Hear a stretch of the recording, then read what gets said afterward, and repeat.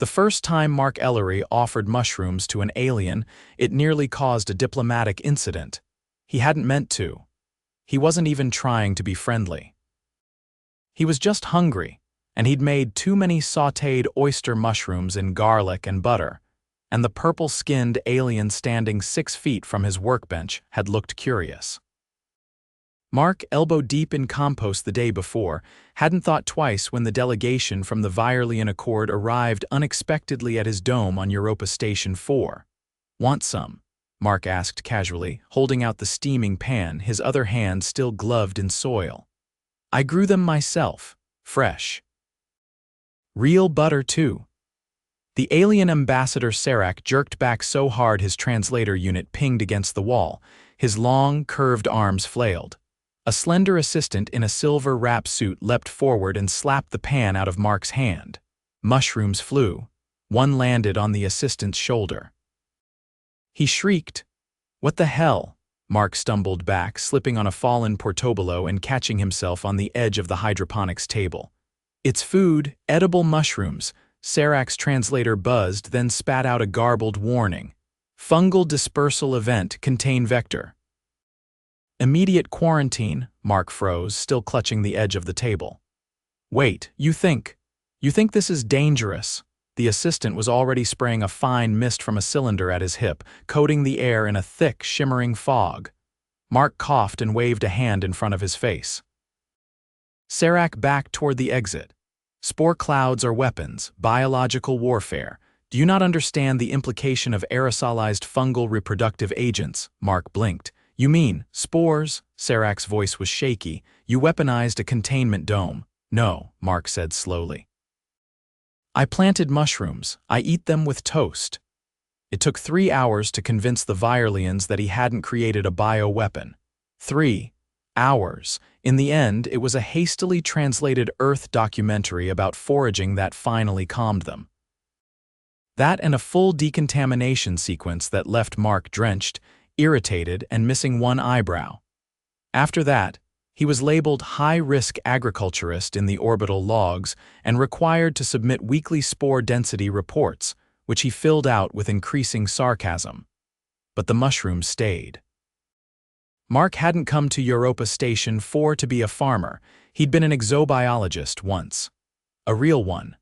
Top of his class at Northern California Institute, published papers, field work on Titan.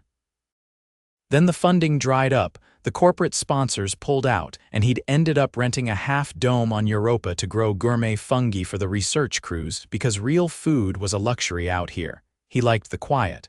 The work made sense. Mushrooms didn't lie. They didn't posture or threaten you over dinner. They just grew, if you gave them the right mix of warmth, moisture, and decaying plant matter.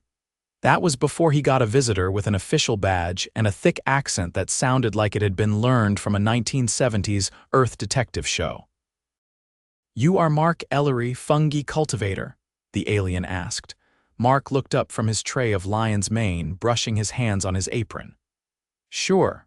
The alien introduced himself as Yell, a representative of the Vireland Accord's Biohazard Observation Division. "I'm not infecting anyone," Mark said immediately. "I am not here to accuse," Yell said, stepping gingerly over a patch of blue oyster mushrooms. "I am here to learn." Mark raised an eyebrow. "You want to learn about mushrooms?" Yell tilted his head. "My superiors believe understanding the Terran spore systems may reduce misunderstandings. I have been assigned to observe."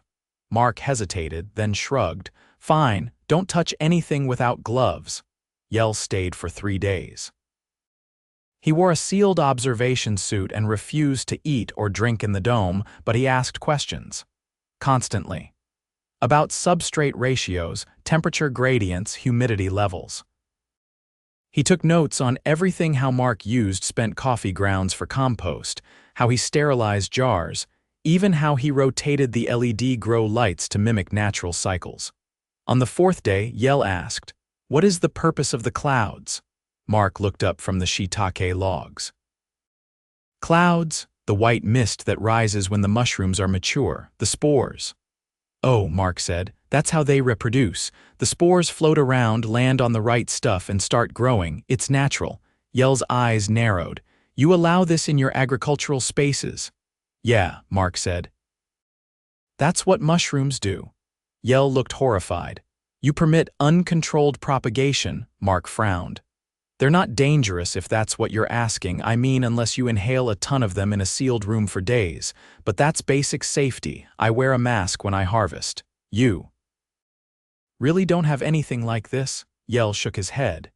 In Virean history, spore clouds were weapons. Our ancestors used fungal agents to destroy entire biospheres. Mark stared at him. So you think I'm running a war lab? I no longer believe that, Yell said. But many still do. From then on, Yell visited weekly. At first it was just observation, then he asked to grow a culture himself. Mark taught him sterile technique, how to use a pressure cooker, how to inoculate grain spawn. Yell was clumsy but careful. His first batch failed. The second grew slowly. By the third, he'd managed a respectable crop of enoki. Fascinating, Yell said, peering into the grow chamber.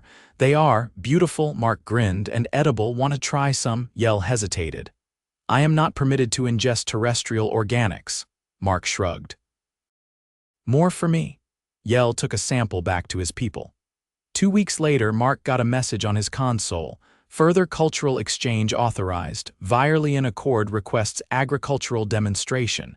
He sighed, ran a hand through his hair, and muttered, "This is gonna be weird." It was. The demonstration was scheduled in Dome C, a neutral space with filtered air and retractable walls. Mark brought trays of mushrooms, lion's mane, shiitake, pink oyster, even a few truffles he'd been cultivating in a makeshift chamber. The Vireans arrived in full quarantine gear. One of them fainted when Mark cut open a puffball. "This is food," Mark said into the translator mic.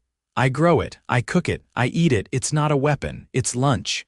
He cooked on a portable stove, garlic, butter, olive oil. The smell filled the dome. The Vireans flinched at first, then slowly edged closer. Mark held out a plate. "You don't have to eat, just smell it, that's all." Serac stared at the plate for a long time, then leaned forward, inhaled, his shoulders relaxed. "It is pleasant," Mark smiled. "Told you." Within a month, the Vireans had approved a limited mushroom pilot program. Mark was invited to teach cultivation techniques at a Virean outpost. He had to wear a full suit, and the spores were harvested in vacuum chambers, but it worked. Then came the accident. The outpost's filtration system failed during a harvest. Mark didn't notice at first, just a tickle in his throat, a little lightheadedness. He kept working, loading trays. Then he stumbled. His vision blurred. He woke up in an infirmary, throat raw, coughing hard enough to tear muscle. The doctor scanned him, then frowned. "You inhaled a dense cluster of spores," she said. "Your lungs are inflamed. You'll need oxygen support for at least a week." Mark groaned. "Not again." "You're lucky you didn't pass out in the growing chamber," she added. It could have been worse. For 7 days, he stayed in the infirmary, hooked to a mask, ribs aching from coughing. Yell visited once, standing behind a glass barrier. "You risked your health," Yell said, "for mushrooms." Mark croaked, "Didn't mean to." "System failed." "You continue despite the danger," Mark shrugged. "I like growing things, building something, feeding people. That's worth a little risk." Yell was silent a long time, then he nodded. "You are strange, but admirable." By the time Mark was discharged, the Vireans had installed upgraded air systems. He returned to Europa with a crate of alien soil samples and a note, "For future experiments." He resumed cultivation, carefully. He wore better masks, he logged spore levels meticulously. And he started a new project, teaching hybrid classes in cross-species agriculture. The mushrooms spread. Not in fear, not in war, but in kitchens. In meals shared between species, in laughter over strange textures and unexpected flavors. The spore clouds no longer brought panic. They brought recipes, and Mark Ellery, once a failed exobiologist, became the first human in the Accord to be granted honorary agricultural citizenship. All because he offered someone lunch. Mark pressed the heel of his hand against his chest, wincing as a dry cough rattled through him. The last of the inflammation hadn't fully cleared, and every breath still caught at the edges. He'd been given a portable nebulizer and a stack of inhalable steroids in case the wheezing flared again, but the medical officer's final instruction had been clear: no harvesting for at least 12 days. Which, of course, meant Mark had spent the last 2 recalibrating the humidity regulators. He sat on a low bench inside Dome B, staring at the new airlock seals the Virelians had installed.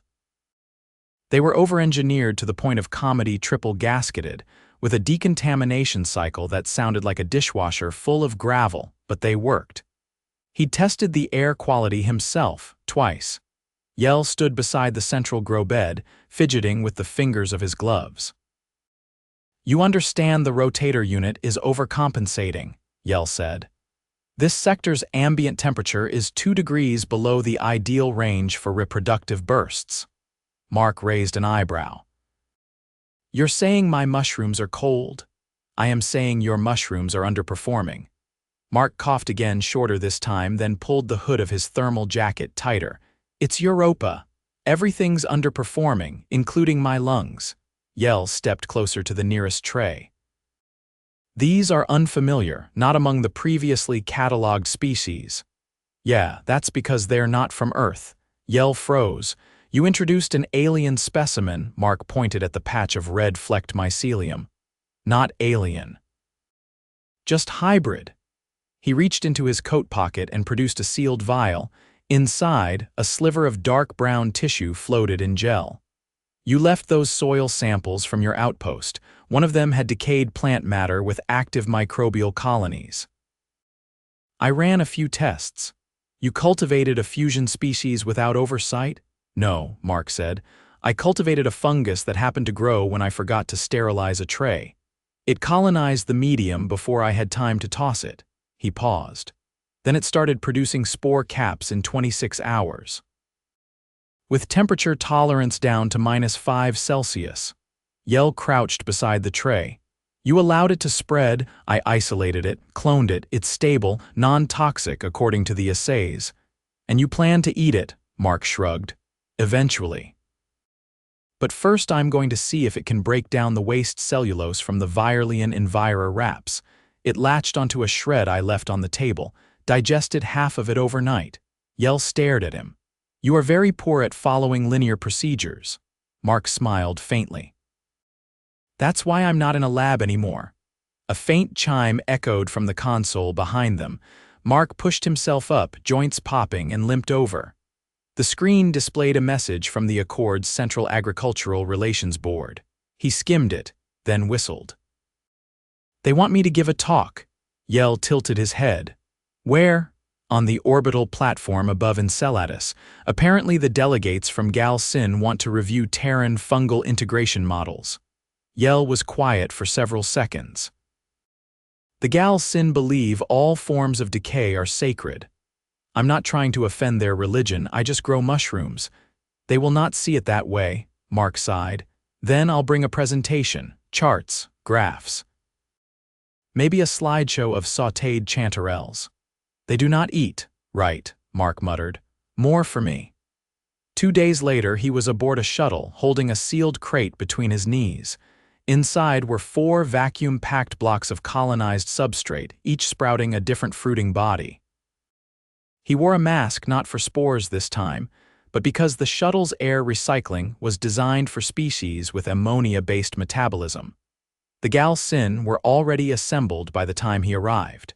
7 of them, each draped in woven robes made from some kind of translucent fiber. They didn't have faces, exactly more like a shifting center mass that pulsed faintly under their hoods. A Virelian facilitator stood nearby, awkwardly reading from a tablet. Mark Ellery, human citizen, presenting on terrestrial decomposition techniques. Mark stepped forward and set the crate on the table. "I didn't bring a laser pointer, so if you need clarification, just interrupt." One of the Gal Sin raised a limb, thin as wire and tipped with a translucent claw. "You manipulate death." Mark blinked. Not exactly. I accelerate organic breakdown to produce edible structures. You create life from expired matter. Sure, Mark said. That's one way to put it. Another gal Sin leaned in. The cycle is sacred, you interfere. I cultivate, I don't interfere. I help things grow where nothing else would. There was a pause.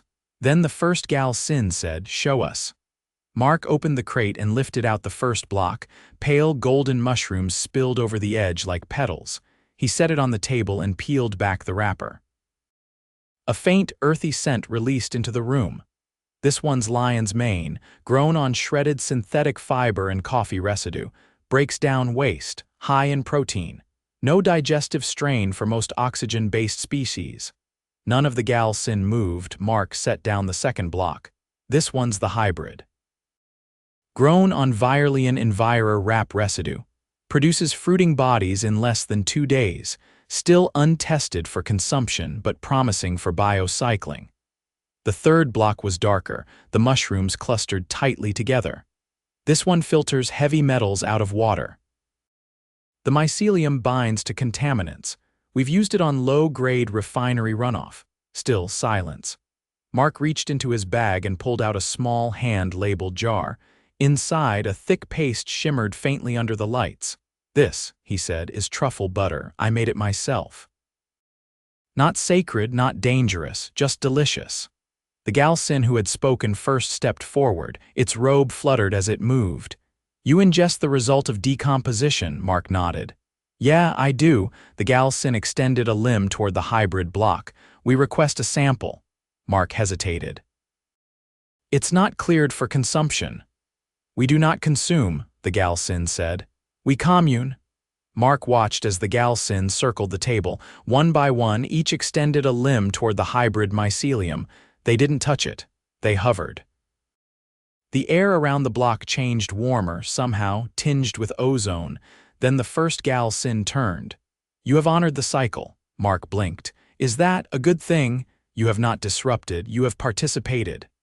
The facilitator looked up from his tablet.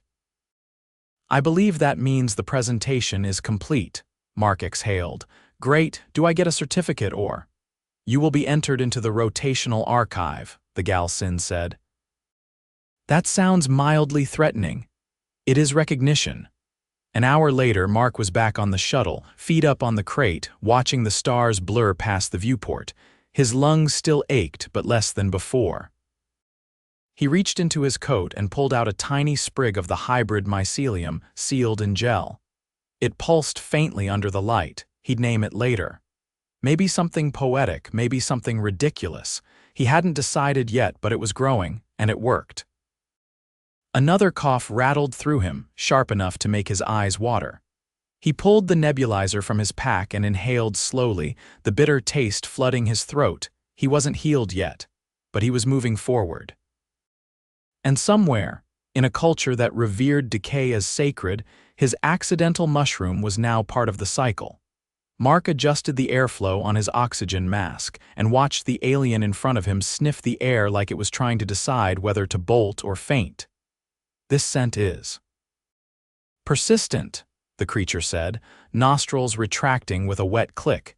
It didn't blink, none of them did, but its gelatinous pupil contracted like it had just experienced a betrayal. It reminds me of decomposing lympha bark. During monsoon cycle. That's garlic, Mark replied, voice muffled through his portable respirator. You asked to observe cooking.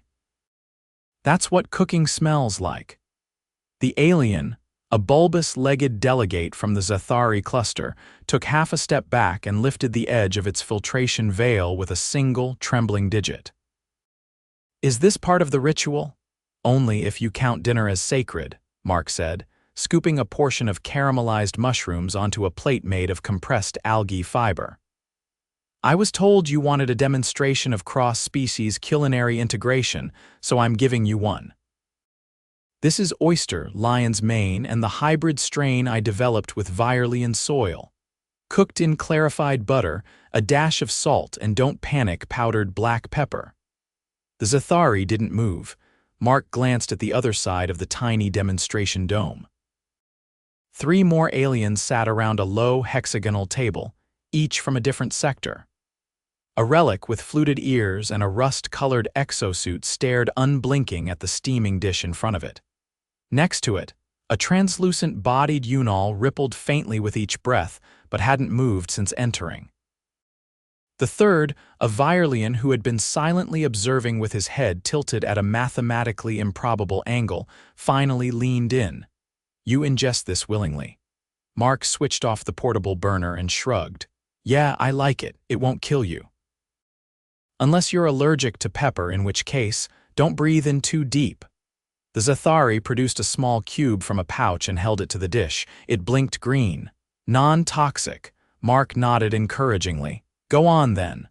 The cube floated upward and extended a tendril toward the plate. The tip brushed a piece of lion's mane, absorbed it, and retracted. The Zathari watched the readout on the cube's surface. Digestibility, 87%, molecular compatibility acceptable, no neural agitation. The Virelian leaned closer to the plate. "This one smells like acidic forest rot and thermal oil." "That's the butter," Mark said. "I clarified it myself. You guys really need to get better cows. You domesticated mammalian lactation for flavor. Don't phrase it like that." The Unol finally moved. It extended one long, ribbon-like appendage and touched the edge of the plate. It quivered. "We interpreted your initial demonstration as symbolic. We did not expect you to attempt ingestion interface with us present." Mark pulled down his mask for a second and took a bite from his own plate. "I'm not asking you to eat it, just understand it. That's half the battle, right?" Silence followed. Even the ambient filtration system seemed to hush. Then the relic reached forward, picked up a piece with two spindly claws and dropped it into the feeding port at the center of its faceplate. There was a moment, a pause, and then a small blink of blue light from its chest panel. "Satisfactory?" Mark grinned. "See, he gets it." The Virelian tilted his head the other direction. "You integrate biological matter and heat to produce altered chemical outcomes. This act is considered social. It's dinner," Mark said. "You ever sat down with someone who didn't speak your language, didn't look anything like you, and still shared a plate of something warm between you? That's diplomacy, just tastier." The Zathari's cube blinked again. "You manipulate biotic decay for cohesion." "Well, when you say it like that, it sounds clinical." The Unol's body shimmered faintly like it was exhaling through its skin. "You survive by transforming what others discard." Mark's expression softened. "Yeah," he said. "That's kind of the whole human thing." 3 hours later, the dome was clean, the dishes sterilized, and the delegates had returned to their quarters. Mark sat on a crate of nutrient paste packs that nobody ever ate unless desperate and pressed the inhaler to his mouth. 2 slow draws. He exhaled through his nose, the air dry but easier now. Yell approached from the corridor, unusually quiet. He held a datapad in one hand and something wrapped in translucent film in the other. "You made an impression," Yell said. Mark raised an eyebrow. "Good or bad?" They are writing a joint statement. The Zathari called it culinary disarmament. The relic added a clause about gastric diplomacy. Mark groaned. "I'm going to be immortalized as the guy who fed mushrooms to a room full of paranoid aliens." "Correction," Yell said. "You fed them a dish derived from your own planet's waste, altered with the biology of another species, and convinced them to appreciate it." Mark reached for the wrapped item in Yell's hand. "What's this?" "A gift. From the delegates." Inside the wrap was a rectangular slab, glossy and dark green. It smelled faintly of cedar and something metallic. "They call it consensus bark," Yell explained. "It's produced only when a multilateral agreement is formed across species lines. Traditionally, it's burned during ritual ceremonies." Mark sniffed it again. "Smells like it'd go well with rosemary." Yell didn't respond immediately. "Then, you are not going to cook it, are you?" "No promises." That night, Mark returned to his dome on Europa Station 4. The airlock hissed behind him as he stepped onto the familiar padded flooring, still faintly damp from the automated cleaning cycle. The mushrooms were fine, more than fine. The hybrid strain had colonized 2 new trays. The lion's mane was forming dense clusters. Even the truffles, slow as they were, showed new veining.